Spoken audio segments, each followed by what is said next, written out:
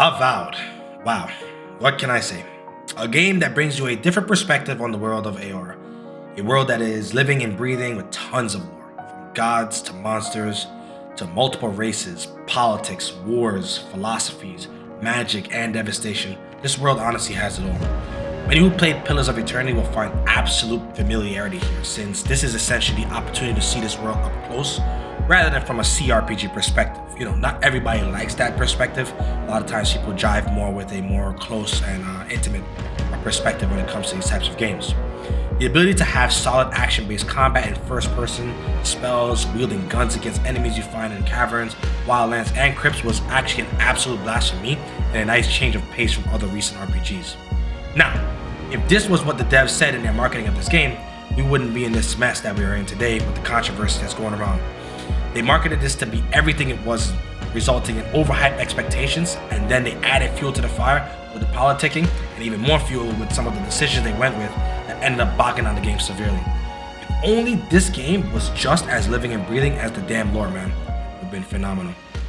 What pissed me off the most is watching three sides of the problem when it comes to video game toxicity.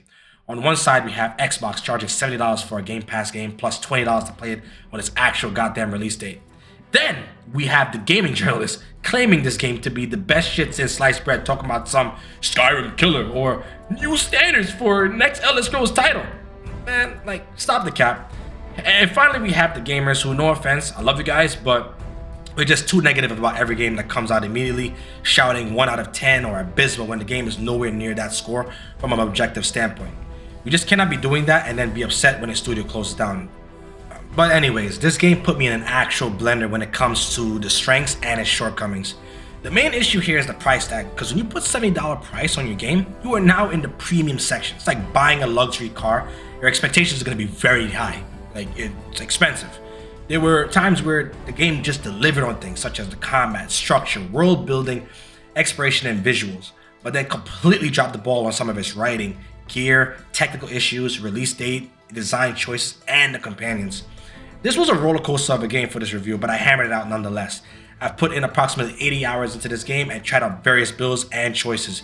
I also got the chance to play on the hardest difficulty possible, just to differentiate myself from the other reviews, so people who are masochists like me will find home in my reviews. I may rant and sound like I absolutely hate this game, but it's quite the opposite. I actually really like this game overall and was just frustrated and mad as hell with all the bullshit they put me through. This is a lengthy one, since RPGs are vast games requiring extensive digging to give you the information you need to determine if it's for you. If you like the review, please give that like button a tap and give me a little subscribe to support your boy. With all that being said, grab a beverage, get a little snack as we delve right into the review of Avowed. Now our oaths are lost.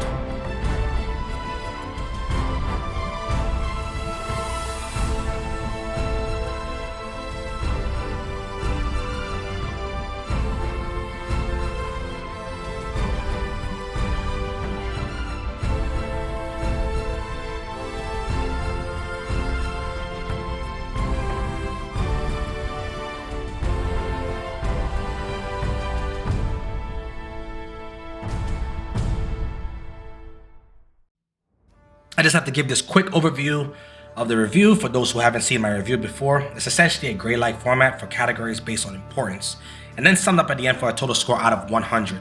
We have gameplay, that's 30%, story 20%, art and visuals 15%, audio 10%, technical 10%, innovation and unique features 10%, and then player engagement 5%. Let's start us off with arguably the most important part of a game, the gameplay. Okay, I'm gonna hit the pros first. Combat. Avowed utilizes a first-person based combat system, which is actually pretty difficult to pull off since it's incredibly restrictive and can oftentimes lead to jankiness. Now, make no mistake, it's definitely janky, but at the same time, feels different from the bombardment of Soul games after Soul games. Man, we've had so many Souls-based games. It was a breath of fresh air to play this. I also have to mention that the game offers you to play in third person as well, which, even though it looks wacky at times, is a really nice addition to the game to allow you to see your own character or get a different sense of perspective. Also to check out your nice little drip that you got on, because the game's armors in this game is pretty solid work. Controls are intuitive and easy to learn, allowing you pretty much anyone to pick up the controller and play the game. Your options of attacking involves hack and slash melee attacks with swords, axes, and maces, range options involving bows, pistols, rifles, and wands. Then there's the magic for your grimoire or a spellbook that you can equip on the left hand, as well as learning the spells yourself in the skills menu. The system is actually very fun. It gives you many tools up front where you can mix and match playstyles that you like and come up with pretty cool combinations for playing. Now, the variety in combat choice is actually really good here, guys. Do not let anyone tell you otherwise. They'll be downright lying. I tried out things like being a spellblade,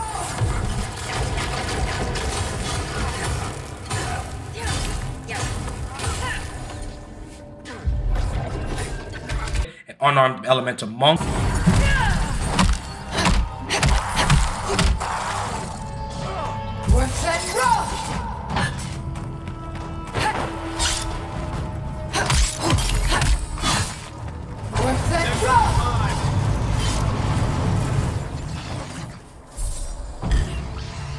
a gangplank build with a sword and pistol, dual swordsman, Templar with holy magic, a hammer, a bowman with nature magic, and then even a mage that summons his own weapons. The list goes on. Exploration is another pro in this game. Exploration is key in RPG games like these, and this game just nails it perfectly. There is a loot in obvious places, and then there's bonus stuff that are hidden in spots that you'll find them if you pay attention to the world. Some games really do poorly with is exploration. I just think where they put like items and loot and stuff like that is in very cool little spots. You don't have to do 10,000 puzzles like in Veilguard. But like they're just hidden around like different little areas. Just kind of like find them. Puzzles are kept at a minimum, like stupid Veilguard, and instead just require you to be tacked with observing your surroundings. There are tons, and I mean tons of verticality here. You'll be scaling up hills, cliffs, trees, buildings, and get rewarded for doing so. Sometimes there's even areas that make you wonder if you can go there, and the game quite literally says yes, yes you can. Then there's caverns, crevices, broken down structures that you can visit and find mini bosses and enemies that are guarding stuff. There's paintings that show where treasure is. Treasure map. Oh my gosh, this looks complicated. There's bounties that you can do different, around the different map zones for rares and money. The game is broken down to about 4 map zones, which is not necessarily a true open world, but I honestly think this is a better call as it allows them to make the game not feel empty when exploring. Each place you see there are there for like a reason and not just copy and paste bullshit that Starfield had. There are tons of special gear to find and various enchantments on making them very distinct from one another. This exploration was just done elegantly. Status effects in the game are done very well in a way where they're not too much to make you confused, but they're essentially there to serve as either an advantage or disadvantage. There's poison, fire, freeze, electrocution, stagger, knockdown, height advantage, slows, roots, bleeds, and much more. Each status element feels different from one another, and it's also very differentiating. You have access to these effects just as well as your enemies does too, so when they do it to you, it kind of sucks, but hey, it's a fair playing field.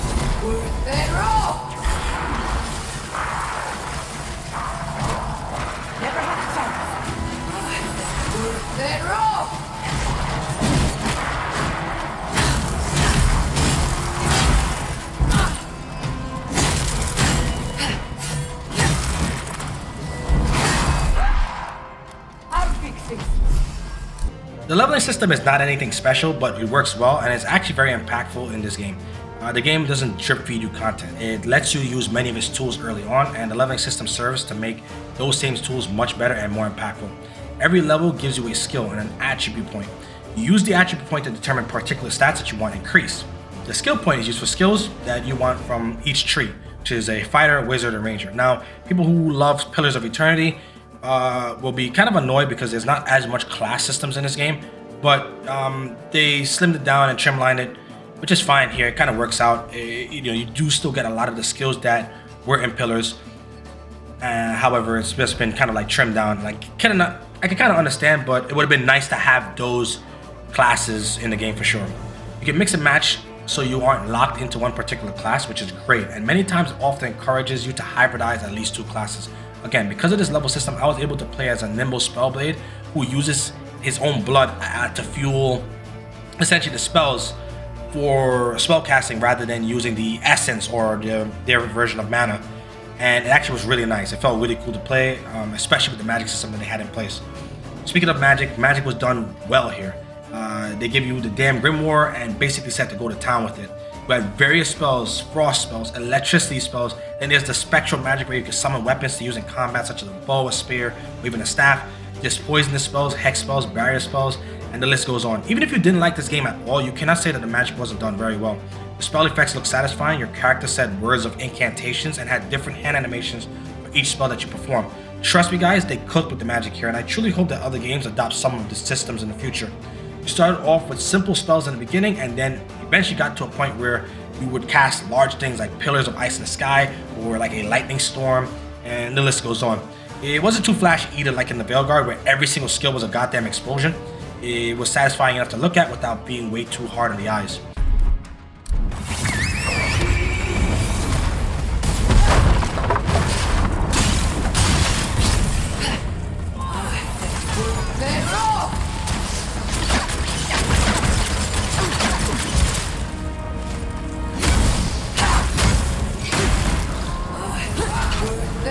Now here comes the cons, and there is a lot of them.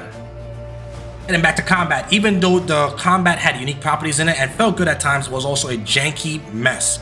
I cannot stress this enough that sometimes enemies will literally lunge at you, like Black Panther from Marvel Rivals, making movement economy in this game piss poor.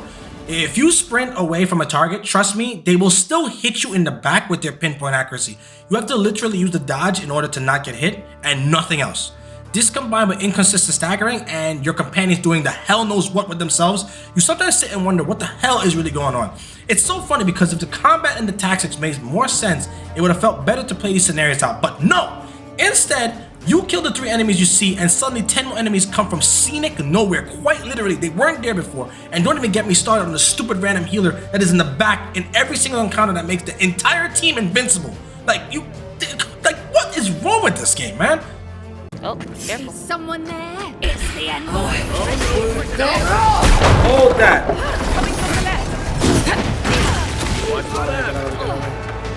You guys go down. Damn, they make me. Get up there.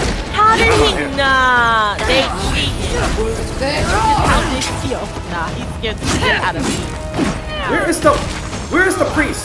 I really hate that mechanic, bro. I really hate that mechanic is so dumb. Where they get this heal up like that. The nigga is up here. And my freaking tank is up there too. You gotta be kidding me right now, man. This nigga is dog shit. Bro,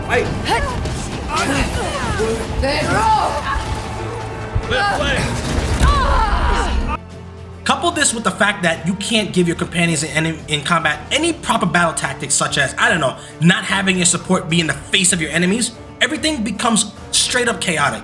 You are in first person too, so now you are getting hit by arrows from everywhere because where you were once standing at one point, an enemy randomly decided to now spawn there out of nowhere, and 90% of your deaths will be from an enemy that spawned from scenic freaking nowhere. While we're on the topic of companions, by the way, that brings me to the next huge con in this gameplay. Yo, companions! The companions, man. Oh my gosh. I don't even know where to begin. Oh, let's go. They suck! bro. Oh my gosh. Oh my gosh. I hate this thing. I cannot wait to get the last companion. I will never use him again. Okay. This nigga is up with me. He's fighting the nigga up on the upstairs. We are all downstairs. And he decides to go upstairs, bro. Oh my gosh. There is dumb as rocks doing a bunch of random nonsense. My tank is nowhere near me. He does whatever he wants, uses skills on targets that make zero sense, and when I try to use the skill myself, it's on a damn 60-second cooldown. The tank is about as tanky as I am, a character with cloth armor on, by the way. The archer companion, Marius, is in the face of the enemy with his bow equipped. Like, hello? This is shit. On top of them being as dumb as Randy's in League of Legends, they have almost no customization whatsoever, with only 3 skills each and an auto attack modifier. Guys. This implementation of companions has to stop. They've done this bullshit in Veilguard. They've done this shit in Starfield. One thing I loved about Dragon's Dogma is that your companions had access to the majority of the stuff that you have, making them feel like equal parts of the team. Why is it that these guys only have 3 skills and I can't even do as much as give them a better sword, bow, or armor? All these armors I have in my inventory, I can't even give it to them. All I can do is sell it for 10 gold. Why can't I position my companions so that the ranger stays far and the tank prioritizes protecting me? No. Instead, Kai runs off fighting the next archer that has 0 visual of me while I get mauled to all hell by a bear just so he can say when I'm dead, "Good job dying, friend." Man, we'll come back to companions later in the story because I'm not done with them. The next issue with this game is the upgrading tier system. The system has potential, but gets bogged down by the fact that the game constantly makes you feel like you are playing catch up. You are never in front.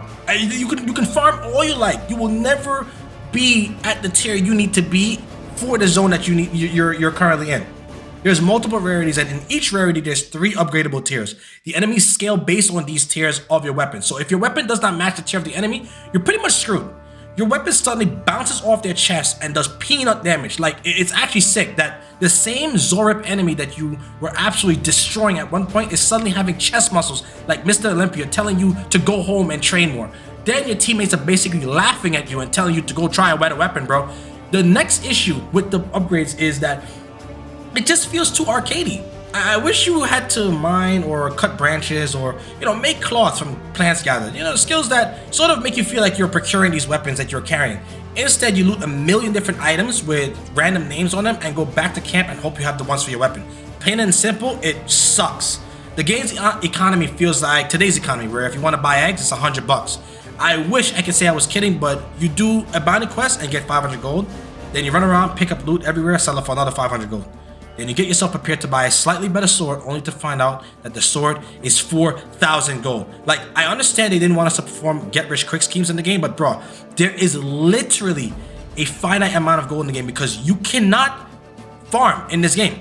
Nothing respawns. And then they penny pinch the hell out of you when it comes to the gold you pick up from enemies, give you a ring that increases your gold all the way at the end of the game, so it doesn't even matter. It's just total garbage. Buying one sword in this game felt like it'll be the only sword I buy for the whole goddamn playthrough. And it's not like there's perks or skills or for barter systems. It's not like you can make friends in the area and have them reduce the prices. In fact, there's a mission that you do where if you choose the wrong response, they actually increase the prices.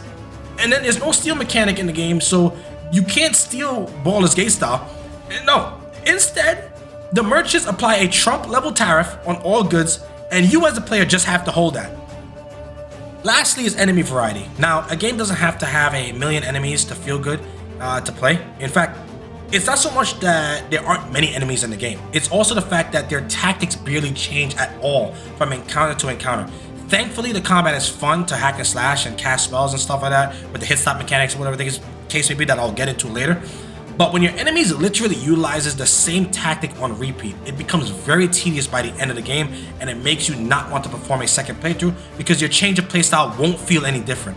If this game releases more updates and increases both the variety of enemies as well as implement new combat mechanics, I truly think this game will actually be way better. Overall, the gameplay is good stuff here, guys. It's just that it's also bogged down by so many bad choices in design. It's a good combat system at the core with great weapon variety, top-notch magic, and even cool guns to use and feel badass. The gun system actually felt really good here. The exploration makes the game feel so fun to walk around, and various buffs and status effects make for cool effects to play around with and respect. But the poor enemy variety, the horrendous companion mechanics, and upgrade system that feels more like a chore than a benefit bogs down the gameplay, and so with that I have to give it a 20 out of 30. They are just lucky. I had a ton of fun playing despite its flaws, unlike Veilguard's garbage. Now we move on to the story. I'm not gonna lie to you guys here, the story and narrative in this game was initially just too much for me. And with that said, I realized that this game is actually a game that comes from the world of Pillas of Eternity, and this world is like the world of Game of Thrones in terms of like its extensiveness. There is tons and tons and tons of lore, and the game sort of throws you into the thick of things as if you were just part of everything. At first, this felt awful, but then I really locked in and took the time to learn more about the world and things that started to make sense, right? this game was marketed horribly, by the way, in that if the game was marketed more as a niche product for the fans of Pillar of Eternity rather than some Skyrim do-over, it would have gotten a much better reception, because this game is a Pillars fans' wet dream. With this game out of the way, I'll now go into the pros. The main story is about you belonging to a different race entirely known as godlikes. These are people that have very strange deformities or physical appearances that is incredibly noticeable, and it is said that they were once touched by a god while in the womb of their mothers. Godlikes are essentially extinct due to genocide, as they were seen as an omen or even blasphemy, and they were hunted down. You as a godlike are also an envoy, a special title for the king's right-hand man. As the envoy, you were to venture to the Living Lands, a place where people were once exiled to and known for its dangerous lands and creatures for two purposes. One purpose is essentially as a missionary for the king, because now he wants to secure these lands for himself. And the other reasoning is to determine the source of a massive plague known as the Dream Scourge. While you are there, you also have the agenda, which may or may not be linked to the king's request, in that you have a voice in your head that acts as a celestial being, and you want to figure out exactly what this being is, and so your adventure begins. The main story is actually solid work. It's not Witcher level stuff, and it's not anywhere near as bad as the Veilguard. When you understand the worlds of Pillars, it adds even more depth to the story, as there's tons of stuff that the game pulls from its other games to add continuity and flavor. In fact, when I took the time to delve deep into the lore of this game, it made me very invested in the story, and so I really recommend using their glossary mechanic in the game to read up more on the words, the jargon, and the phrases that they have. That brings me to the next part, which is the dialogue. The dialogue, as I said, has a glossary allowing you to further learn more about the words used in the game, because I'm telling you, this game's lore is so vast, it has its own dictionary at this point. The dialogue also allows you to roleplay with your starting career or background. You can be a war hero, a court augur, an arcane scholar, and the game gives you particular dialogue wording and even bonus dialogue for these backgrounds that you chose. Your attributes can also make certain dialogue options easier, such as the might attribute, to say something intimidating as an example. I love things like this, even if it's subtle, because I'm big on roleplay. I love imagining my character be what I envision them to be. I'm just big on my imagination. These types of games are just an outlet for that. Next beauty of this game is this world building. Again, the lore is insane, and so things they mention in this game you actually see happening in the Living Lands. When people say something is particularly dangerous, odds are it actually is.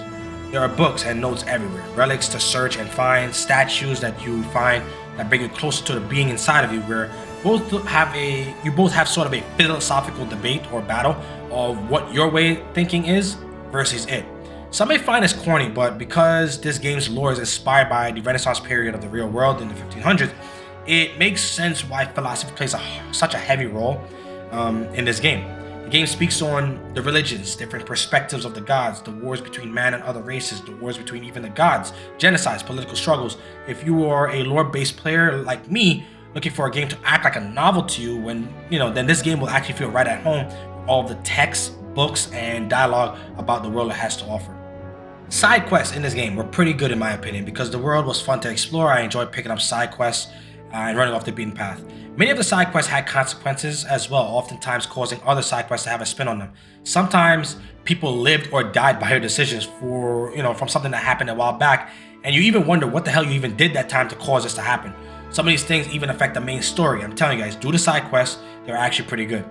There's also bounty missions and missives too to add to things, such as, trying to, quest here to go kill off a mini boss or something like that. And they're just nice to have, right? Just free content. With all that being said, we now get to cons. Oh man, here we go again. So I love the lore of this game, but let's cut right to the chase with this wishy-washy writing. There are times where the writing hits and does really well, sounding like how it's supposed to sound for a period of time that this game is, portrayed in. But then there's moments where it sounds like, again, I'm in a Starbucks in California. Like, what is really wrong with these writers? I'm really concerned at this point about the writing in Western games now. This literally has to stop. You can't just hire writers and not sample their work. When you hear a shift in writing styles like in this game, it takes you all the way out of the game, and I just have to stress this point hard. Now, companions, remember when I said I wasn't done with them, right? Well, The companion storylines and advancement is either inexistent or downright bad. Not only is it that 2 of the 4 companions you don't get until about 30 hours in the game, unless you are freaking Usain Bolting your way to the second zone. It's really insane that like this is a thing in games now, to not give you your companions early on. Skyrim is a different story because they had various companions, and the game doesn't end in Skyrim, whereas here the game ends.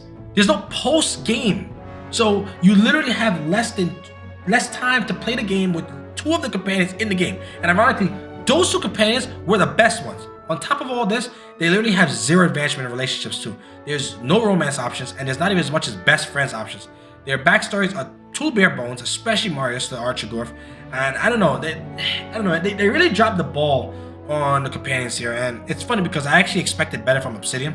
Obsidian is known for great characters in their games and their stories and what they have to say and the things that they go through. And for whatever reason, 3 of the companions do not have fully fleshed out companion quests at all. One has a fully fleshed out companion quest, and then there's a second one that has kind of like a mini quest going on, but the other 2 don't have quests at all. Like, are you serious right now? Oh man, this is shit. Lastly is the dialogue. Okay, now guys, even though I'm a lore-based player, and I love me a good, healthy, and lengthy dialogue to learn more about the world that I'm in, this game somehow managed to put even me to the test with how long some of these dialogues are. You ask one question, and the person you were talking to suddenly pulls out an encyclopedia and gives you the entire rundown of the situation at hand. This is cool for someone like me and even Pillas fans, but you did not state in the marketing that Pillars was an important thing to have played or know about before getting into this game, because the average gamer is not sitting down in a dialogue for an upwards of 15 minutes. It's really freaking insane to me how much time goes by when you listen to these dialogues, man. I've been at this for so long. What? Why won't you stop talking? I don't even know. Let's see. Alright. Catastrophe. The tide crashes. Oh my gosh! She's still talking! I gotta go to work! Get this woman away from me! I am sick of this! Guys, I had to apologize to Gale in Baldur's Gate for thinking that he talked too much, because this game took the cake. There was one time I had 40 minutes to play the game, and I literally got through 2 dialogues and I had to turn the game off to go to work. This face is terrible. Hand in hand. Oh, here we go with the voice. They toil, and the earth gives in return. Yes. The smile. Oh my gosh, this is insane, bro. Alright, I'm giving the story section of this game 15 out of 20 points. It's above average, but only slightly, since the game devs couldn't get their act together with this writing quality. Yeah, man. Anyways, got that out of my chest. On to visuals and art design. Graphically, the game does very well. The game makes use of really good lighting, great texture work. Draw distances in the game is extremely well done, where I would argue the detail barely drops in the distance, and probably what is causing the performance issues actually. There is a great use of interior lighting effects, and it's beautiful when the light from outside is coming into a structure properly. I love how the rats leave the areas up. That's jokes. That's really cool detail. I'm not gonna lie.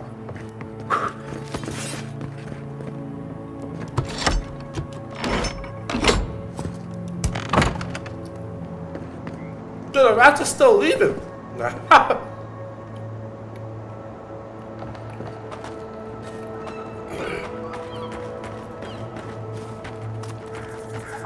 this place is bleak as shit. So, yeah, I'm not gonna lie. The shadows are well done, as well as the ambient occlusion. Spell and weapon effects are a visual treat, such as fire, ice, and electricity. I love the detail in each element of the weapons, as it leaves the trails of the element when you swing the weapon. Really good use of color palette for each zone that you are in, where each zone actually looks very different from the next, just based off the lighting alone. Weapon details and armor details is very good from a graphical perspective, providing really nice textures for each piece of gear you are able to see. Artwork in this game is either a hit or miss depending on who is playing. If you're the type that likes a darker tone and realism such as KCD or older Dragon Age titles, then this is not going to be your cup of tea. The game, while it does have some dark vibes to it, mainly sits out to be a very fantasy-like land, And I don't think this was done politically, because in the lore, this land very much is written and matched the way we see it portrayed here. The bright colors and the enemy types may be unappealing to some. Personally, I like the art and aesthetic because while it is fantasy, it doesn't come off as Pixar. Armors look realistic, and so do many weapons, and in terms of like many of the weapons in terms of like the functionality of them. Guns take a very accurate representation of the old Renaissance guns made very long ago. The caves and dungeons in this game, in this world, looked very, very good despite not having many of them. I really came to love the art style, and I grew an appreciation of the understanding of the lore even further because of it. Animations in this game was fantastic in first person. The swing patterns, the spell casting, the hand movements when walking or jumping or vaulting, handling of the bows, the guns, the finishers, they were done excellently. The game's attacks are snappy and feel like there's weight to it due to the impressive use of hit stop mechanics and body hit reactions. I love the animations for first person so much in this game, and I'm not gonna lie, Bethesda needs to take notes on some of the work they've put in for the animations here because it was done very well. This is not an easy perspective because again, it's so restrictive and it's so easy to give people motion sickness from head bobbing and stuff like that. To make matters even better, they even made a third person functionality. All the attacks and moves literally matches the third person perspective very well. Hats off to this. I don't see this capability in many games at all. Character creation downright sucks, by the way, and I get that the premise of this game is to be this godlike and look very strange from everyone else, but even the characters you make look very stiff and lifeless. The characters in the world are more distinct, but majority of them look terrible with the exception of my homegirl Giada, one of the companions. But something tells me this was intended. She's literally the only good-looking character in the entire game. And with that said, for this section, I'm going to give the game 13 out of 15 for it. Despite the shitty-ass character creation, they stuck with the art they chose. They did really good lighting work, really good textures, draw distances, color palette, and the animations were a blast to watch in my eyes. 13 out of 15. I'm sticking with it. Time for audio. And with audio, we have soundtracks. So the music is okay, I guess. The lighting here is just excellent. This is good lighting right here. This is very good lighting.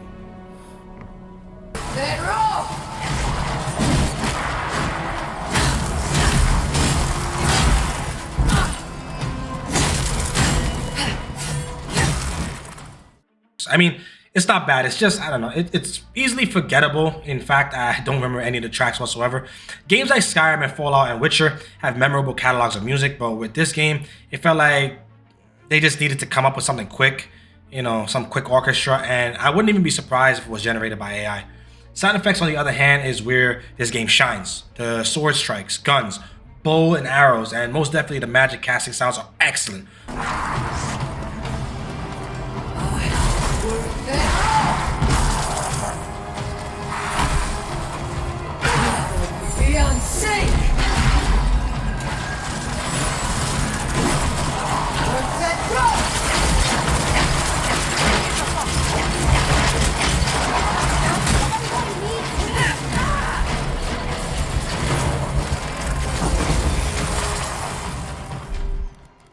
Vaulting over sounds has, like vaulting over stuff, you know, jumps and stuff like that, has good sound quality. Opening chests felt nice just listening to how they open. The creaking of wood, footsteps were great. The sound of distant things like birds, creatures, waterways were all greatly done and added to the living lands. Voice acting, as I've stated before, is very hit or miss. Either it's really good, such as Kai, you know, and his performance, or Giada, or even Lodwin, which is one of the, you know, either antagonists or protagonists, depending on what type of choice you chose. But there's a good amount of NPCs that you meet where the voice acting was kind of like shit. Here's a couple of examples of some voice acting in the game. Some of whom love us more than others. Your home, the Adieran Empire, is treasured by Wodica, Our Lady of Law and Vengeance, the burned queen. But our goddess has lately turned her eyes from us. Ah, welcome to the shit, envoy. Sorry for the mess, but it can't be helped. Not when a fucking horde of dream thralls screams up the path. At least they're not coming out of the fucking rock like they did in the mines. Oh, dream thrall spiders. Nothing is spared this plague. Neither the land, nor the creatures who inhabit it. atmosphere building was good overall. Again, since it had multiple ambient sounds in the background, wind trails and all those type of things like that. And oh man, the sound of falling in the water.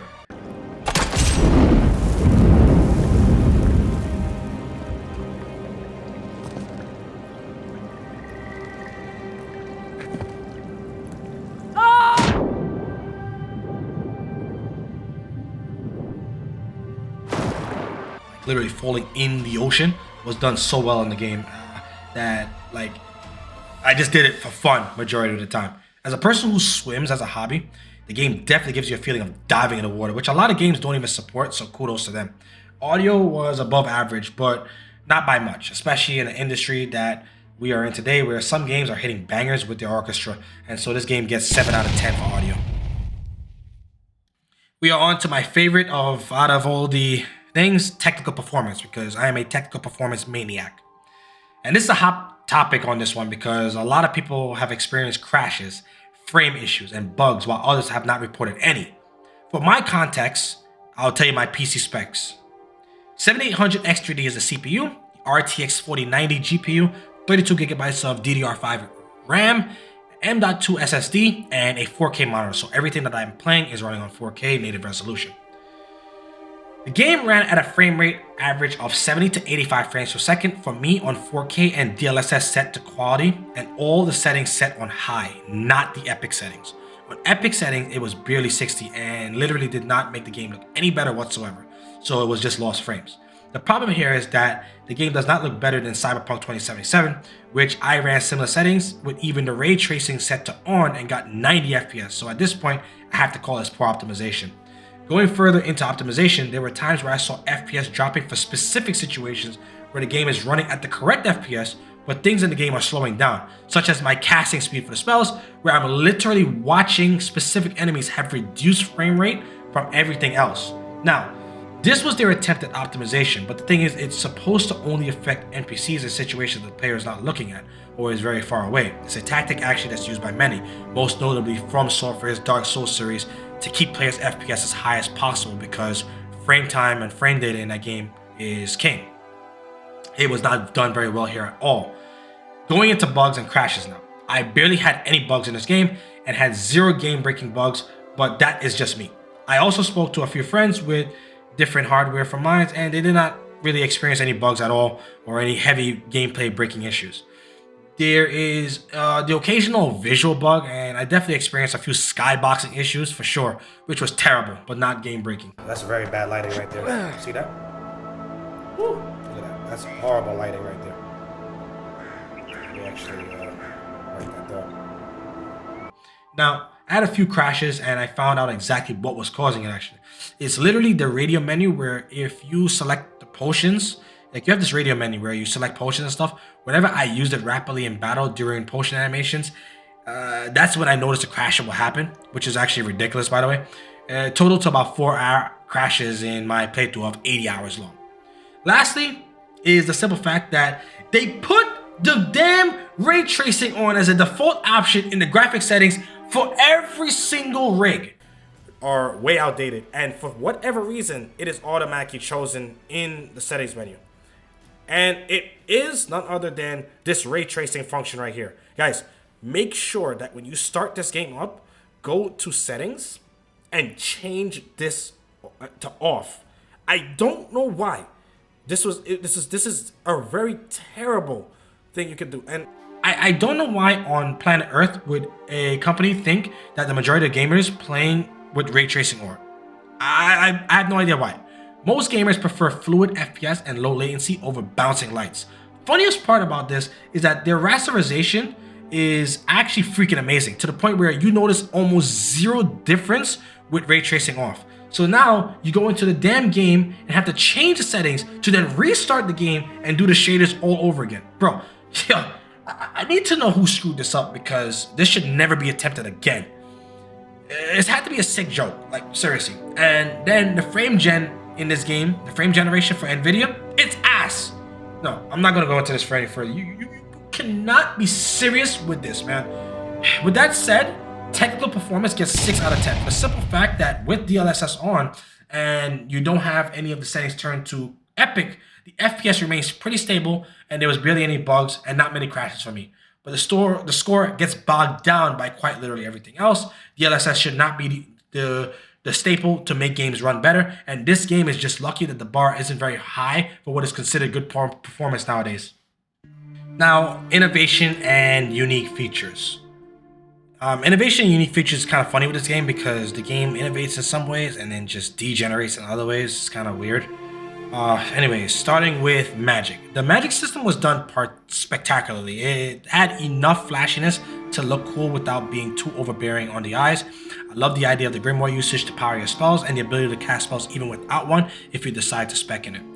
The upgrade system they had in the game was not good and caused hard level gating in the game. Die, traitor!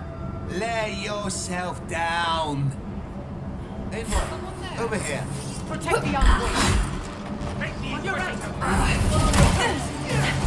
Son, are you kidding me? Gather round. Look at how much damage that did. Defenses up.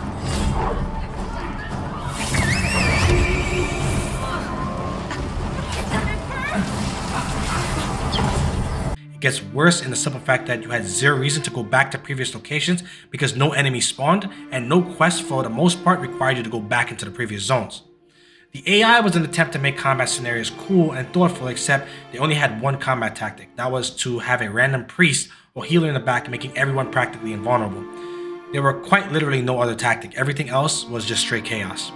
The animations for this game was a massive switch up and very innovative, with the hit stop proper slowing of time for that dramatic effect, and the impact melee attacks had against enemies flinching, and they would even get knocked down. They would get hit in the head, causing stuns, or getting hit in particular parts, like a spider get hit in his abdomen, causing crit damage. Now, unfortunately, this game did not have any blood really, and if this is something you were looking for in a game, then just know there's pretty much no blood in this game. And if this game did have blood in it, it would have been visceral as hell. It would have actually been total badass. Exploration was very innovative as they had lots of verticality for a fantasy game. They had a lot of loot everywhere, and man, I just loved the loot chasing in this game. I must also add just how amazing each unique weapon looked, and having its own backstory for each weapon, further adding to the lore. This here was something I missed in games like Skyrim, where you picked up the weapon like Grim Sever or the Aegis Bane or the Long Hammer, and they were just such cool versions of like previous weapons. But this game does it here wonderfully. And my only gripe here with this game is that I wish they had even more weapons, and I wish you could have given those weapons to the companions. Speaking of which, companions had some innovation in that they were, at least in almost every conversation I had with NPCs, even for like the simplest of quests. And I know I butchered these companions previously, but at least in this game, it made me feel like I was with these guys and they aren't just mindless zombies in the back carrying my stuff like Lydia.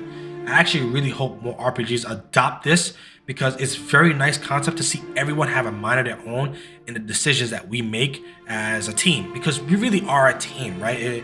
And I just love that whole idea of like everyone just interjecting and talking as though they are there, like they are present in the situation that they're in.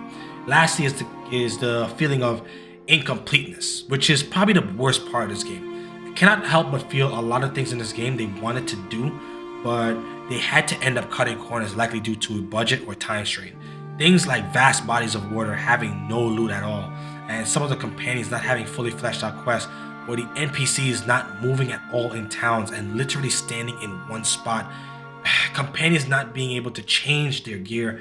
It literally felt like they wanted to put these things in the game. I can tell, but they just didn't have the time, and so we ended up in the situation we are in here. The problem is that this game is $70 and no one wants to hear this excuse. I swear, if this game was $40 to $60 max, it would have seen a completely different tone from both me and other consumers.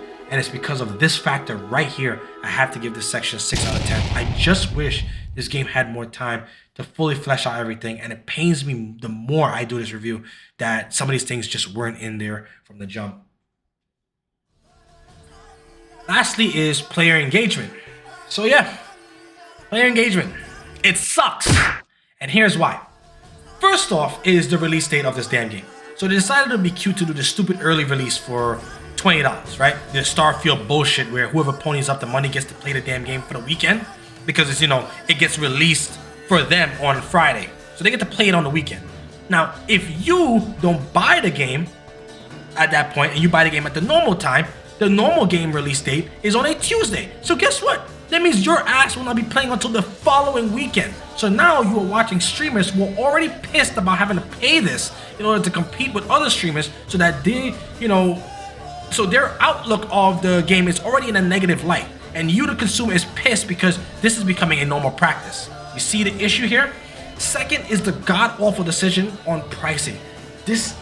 Pricing this at $70 for those who don't have Game Pass or don't want Game Pass. Imagine looking at a game like Kingdom Come Deliverance 2 or Baldur's Gate, right? And seeing their MSRP at $60, and then you take a look at your game, an 80% finished product, and say, yup, we're at $70. No, man, this is why this game took such a beating. The game just doesn't justify this price at all. $70 is meant for video game giants, and when you tell us that it's worth that price, we have to now see it as it is, and it is most definitely not a video game giant at all. It is an incomplete feeling game when you price it at $70. Third is the politics, because I need to know what was going on in the director's right mind when he decided to completely mental boom over Elon 2 months before the game releases. He quite literally killed his own game, over a rich troll. Oh my goodness, man. I just don't get it. This is most certainly part of the player engagement because he also even told his fans off. It's like he wanted the game to fail. This guy is actually insane.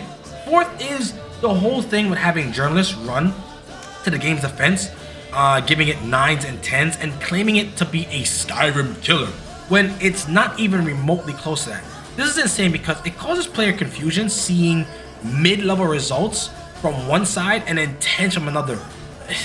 What is wrong with these journalists, man? It's no wonder why everybody's starting to completely boycott them. Now, they claim they are still working on the game with updates as well as potential DLC, but it's hard to tell how likely that will be because quite a few people just don't support this game at all. And we all know Xbox track record for ending studios by now. Yeah, man. I'm done talking about this, man.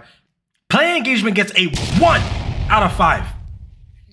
Kidding me. Next time, pick your battles wisely when you're on a social media app owned by the very person you are trying to fight. So this brings us to the conclusion. So let's wrap it up here. Scoreboard. Gameplay, 20. Story, 15. Visuals, 13. Audio, 7. Technical performance, 6. Innovation, 6. And player engagement, 1. Bringing it to a total of 68 out of 100. Or 6.8 out of 10. However you like it. What can I say here? Well, hey, it's not Veilguard, right? See, this game is actually slightly above average. And it's a lot of fun. I had a blast playing this game's combat and learning the story behind the Pillars lore. It quite literally forced me to be a part of this world with its rich amount of lore, actually. And I love the exploration and the sweet-ass loot that you get when you do some good searching. Music was solid, and the animations were lovely in first person. I don't always finish every RPG I play, but this story actually had me wondering what would happen next because I just love the lore that much. I also love the fact that they gave you a full-on ending as to how your decisions matched up with maybe another playthrough that you have in the future. Really cool stuff that a game like Dragon Age of Veilguard completely screwed itself on. Unfortunately though, that's just me. I'm someone whose imagination is wide and oftentimes find my own way to immerse myself into a story. And while I can forgive a few things, one thing I won't forgive is that price tag because it caused this game to be something it wasn't. This game is a double A experience with a triple A price tag, and it shows. I cannot sit here as a new reviewer and recommend someone to buy this game for $70. Now, if you have Game Pass, absolutely give it a go, and if you don't, just wait for a sale, and hopefully they add more content and more updates by then to make it even better. It just sucks because I wasn't even looking forward to this game at all in the first place. I actually barely cared at first because, I didn't really see all the hype about, and I wasn't really fond of too many of Obsidian's games.